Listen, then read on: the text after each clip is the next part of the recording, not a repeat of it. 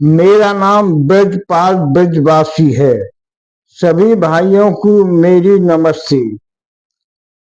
अब अभिमन्यु के अंतिम संस्कार के बाद सभी महारथी चले गए। केवल प्रहरी जाग रही थी। दूसरे श्री कृष्ण अपने शिविर में जाग रही थी। उन्हें कल के युद्ध के लिए चिंतित होने लगी थी कि अर्जुन ने बिना सोचे समझे प्रतिज्ञा कर ली है। अब सारी कौरव सेना जयद्रथ की सुरक्षा में उसे बचाने का प्रयत्न करेगी। अर्जुन जयद्रथ को न मार सका तो उसे अग्नि समाधि लेनी पड़ेगी और मेरे धर्म का स्थापना का कार्य अधूरा रह जाएगा। अब इस चिंता में श्री कृष्ण को नींद नहीं आ रही थी। फिर श्री कृष्ण जी सोचने लगे कि योग करना चाहिए, जिससे अर्जुन को बचाना चाहिए। श्री कृष्ण योग लगाकर बैठ गए। श्री कृष्ण 64 विद्याओं के जाता थे। एक एक विद्या को योग द्वारा जान करके वह मस्तिष्क में आती चली गई। एक एक कर सारी विद्याओं से उन्हें कोई सफलता नहीं मिलेगी कि किस प्रकार से अर्जुन को जद्दत बद्ध करा सकें। अब श्री कृष्ण जी ने अंत में ग्रह नक्षत्रों के बारे में सोचना शुरू कर दिया कि ग्रह नक्षत्रों के बारे में श्री कृष्ण अन्वेषण करने लगे। उन्होंने अपने साथी दारिक को बुलाया और कहा, कल सुबह मेरे लिए रथ तैयार रखना। सभी अतिरिक्त अस्त्र रथ में रखने हैं। मेरी शंख, मेरी गदा और मेरा सभी सामान उसमें रख देना, मत भूलना। फिर दारिक से कहा कि आप सो जाओ, मुझे अभी जगते रहकर कुछ अन्वेषण करने हैं। अब दारिक सोने के लिए चली गई। फिर श्री कृष्ण जी चुपचाप अन्वेषणों में लग गई। उनकी आधी रात निकल गई। अंत में ग्रह नक्षत्रों की विद्या में उन्होंने सोच लिया कि अर्जुन को इस प्रकार बचाया जा सकता है। फिर श्री कृष्ण सोते हुए अर्जुन के पास गए। योग माया से उन्होंने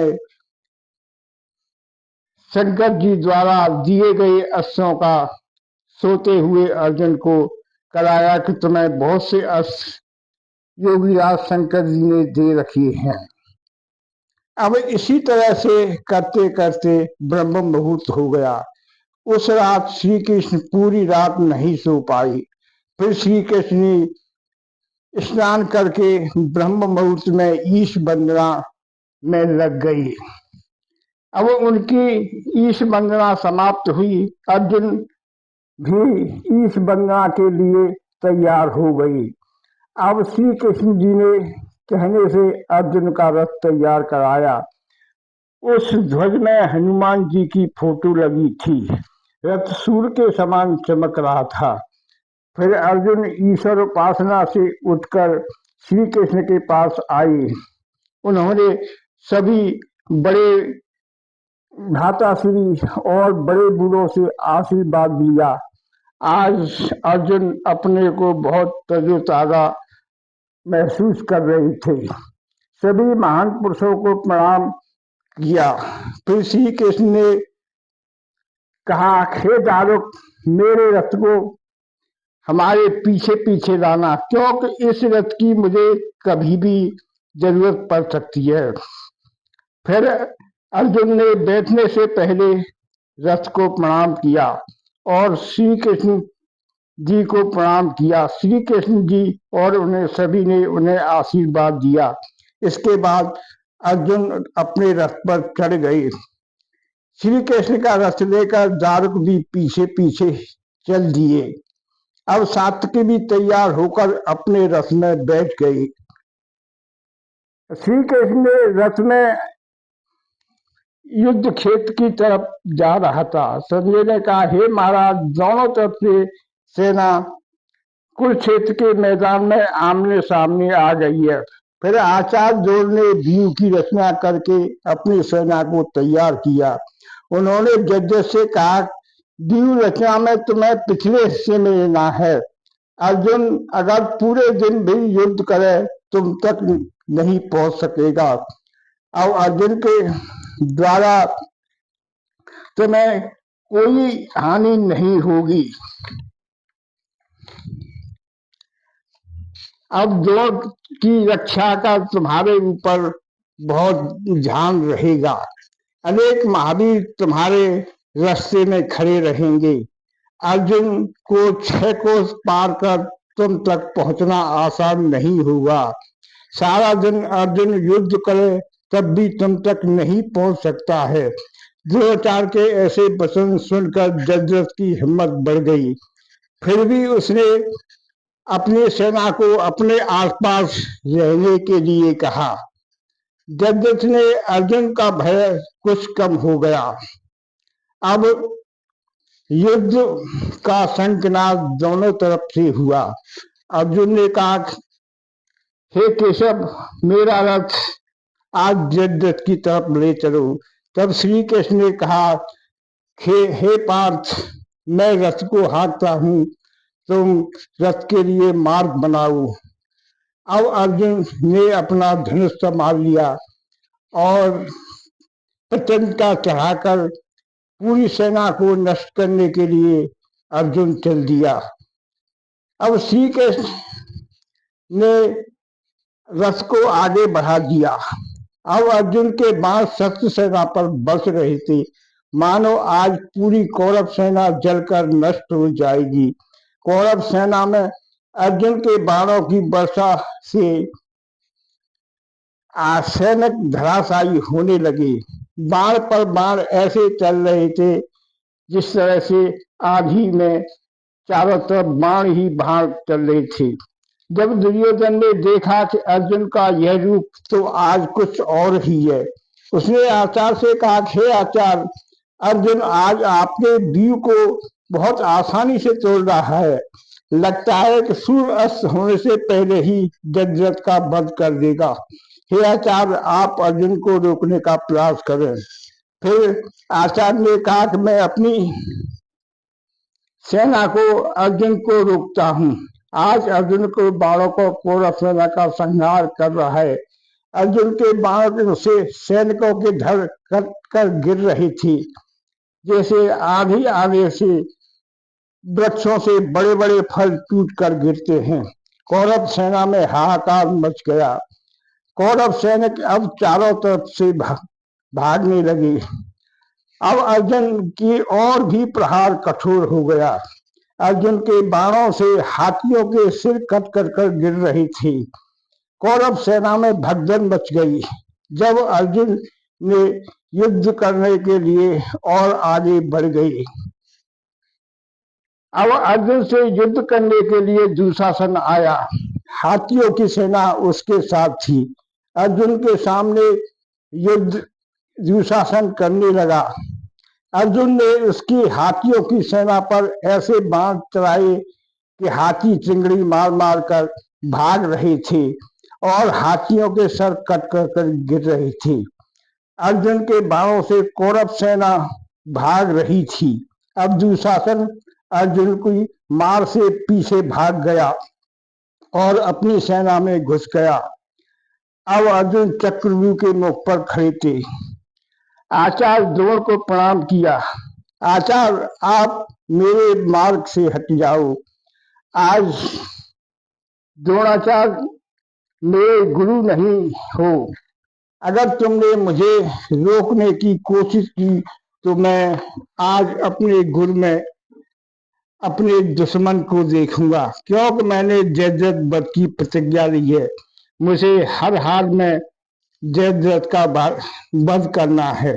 आचार्य ने कहा, अर्जुन, तुम मुझे हटाए बिना जज्जत की तरफ नहीं जा सकते हो।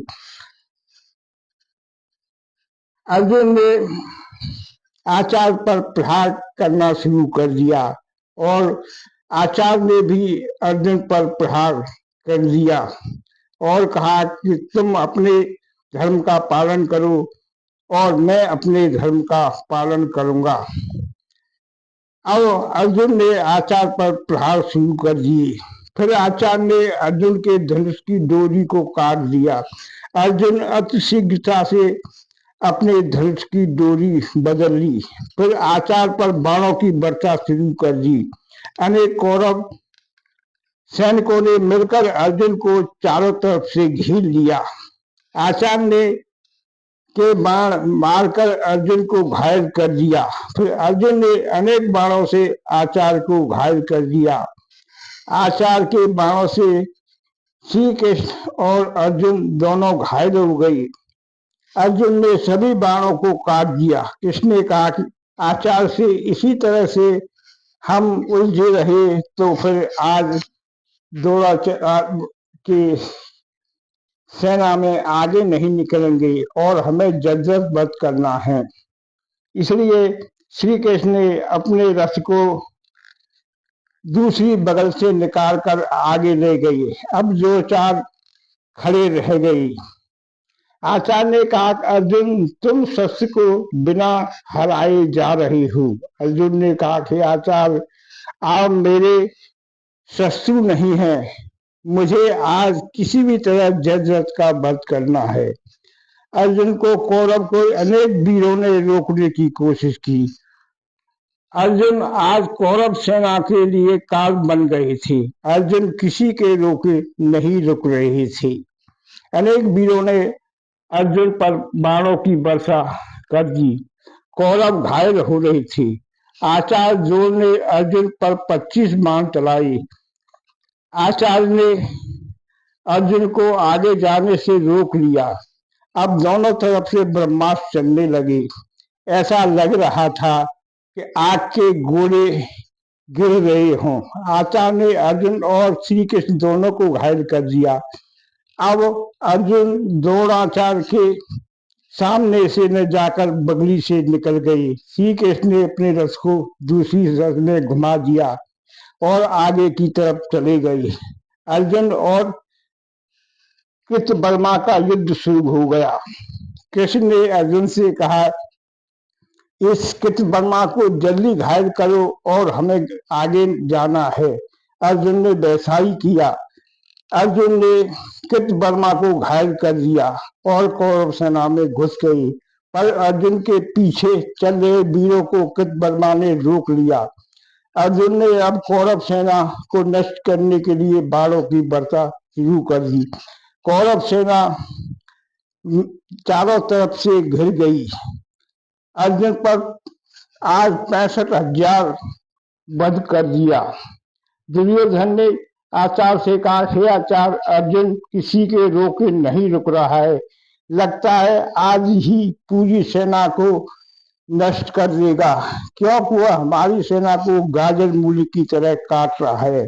आप बताएं हमें क्या करना चाहिए। लगता है कि आज अर्जुन जद्दत वध करके हमारी सारी सेना को नष्ट कर देगा। इस प्रकार उसे कैसे रोका जाए। फिर द्रोणाचार्य ने कहा कि मुझे युधिष्ठिर को बंदी बनाना है। इसलिए आचार्य, आज अर्जुन को आपके सिवा कोई नहीं रोक सकता है। मैं उसे कैसे रोक सकता हूँ। हमारे अनेक वीरों को उसने मार दिया है। तब आचार्य ने कहा, हे पुत्र, एक कवच ले जाओ और आप ही अर्जुन से युद्ध करो। यह अभेद्य कवच है, तुम्हारा कल्याण हो। यह कवच योगीराज शंकर जी ने इंद्र को दिया था, इसलिए इसे ग्रहण करो और अर्जुन के सामने जाओ। अब दुर्योधन अनेक वीरों के साथ अर्जुन से युद्ध करने के लिए चल दिए। आचार्य जोर से पांडव पक्ष के अनेक आक्रमण कर दिए। अब दोनों तरफ से युद्ध शुरू हो गया। अनेक वीर कट कट कर गिर रहे थे। दृष्टिद्युम्न और आचार्य जोड़ का युद्ध चल रहा था। दोनों तरफ से अनेक अस्त्रों का प्रयोग हो रहा था। दोनों में कोई न कम था। दोनों बराबर युद्ध कर रहे थे। दोनों तरफ से प्रहार चल रहे थे और दोनों तरफ से काटने के लिए बाण चल रहे थे। उसे देखकर कौरव सेना डर गई। आज आचार्य द्रोण और धृष्टद्युम्न का भयंकर युद्ध चल रहा था। सभी देखकर कौरव डर गए। अब आचार्य ने अतकुपित होकर युद्ध करने लगे। आचार्य ने पांचाल सेना का विनाश करना शुरू कर दिया। आचार्य द्रोण ने भयंकर युद्ध छेड़ दिया। अब द्रोणाचार्य की रक्षा के लिए दुशासन आ गई। अब दोनों सेनाएं चारों तरफ से मार ही मार कर रही थी। भूमि में सब कट कर गिर रही थी। अब सूर्य आकाश में ढलने लगे थे। अर्जुन अपनी गति से आगे बढ़ते जा रहे थे। अर्जुन को देखकर कौरव सेना में भगदड़ मच जाती थी। सैनिक रास्ते से हट जाते थे। अर्जुन और आगे बढ़ते गए सैनिकों का वध कर रहे थे। अर्जुन के रथ से घोड़े अत्यधिक चलने की थक गए थे। उनकी चाल मंद हो गई थी। फिर अर्जुन का रथ बिंद और अर्जुन ने घेर लिया। अर्जुन पर अनेक बाणों से प्रहार करने लगे। अर्जुन ने बाण मारकर दोनों के धनुष काट डाले। अर्जुन ने उनके रथ की ध्वजा को भी काट दिया। फिर दोनों ने दूसरे धनुष लेकर अर्जुन पर बाणों की वर्षा शुरू कर दी। फिर अर्जुन ने दोनों के सारथी और घोड़ों को मार दिया। दो मार मारकर अर्जुन ने बिंद का सिर धड़ से अलग कर दिया। उसका भाई अनुबिंद अपने भाई को मरा देखकर हाथ में गदा लेकर रथ से कूद पड़ा। उसने गदा को घुमाकर श्री कृष्ण के मस्तिष्क पर वार किया, मगर श्री कृष्ण को उस गदा से कोई प्रभाव नहीं पड़ा। अब अर्जुन अनेक बाण मारकर अनुबिंद के सिर दोनों भुजाएं काट दी। वह अनुबिंद पृथ्वी पर गिर पड़ा। संजय ने कहा, हे महाराज, अनुबिंद को मरा देखकर अब कौरव सेना श्री कृष्ण और अर्जुन पर बाणों की वर्षा शुरू कर दी। अर्जुन ने सबका वध कर दिया। अब श्री कृष्ण जी ने अर्जुन को रथ रोक लिया। कहा कि अर्जुन, तुम्हारे रथ के घोड़े थम गए हैं। इन्हें थोड़ी देर आराम की जरूरत है। अर्जुन भी अपने रथ से उतर गए। तभी वहां पर दुर्योधन अपने रथ समेत आए। उसने अर्जुन को सावधान कर कहा, अब मुझसे युद्ध करो। फिर श्री कृष्ण ने कहा कि हे दुर्योधन, इस समय अर्जुन रथ पर नहीं है। तब दुर्योधन ने कहा कि मैंने तो हमेशा यही सीखा है, मौके का फायदा उठाओ। मगर इतनी देर में ही अर्जुन ने दुर्योधन पर बाणों की वर्षा शुरू कर दी और दुर्योधन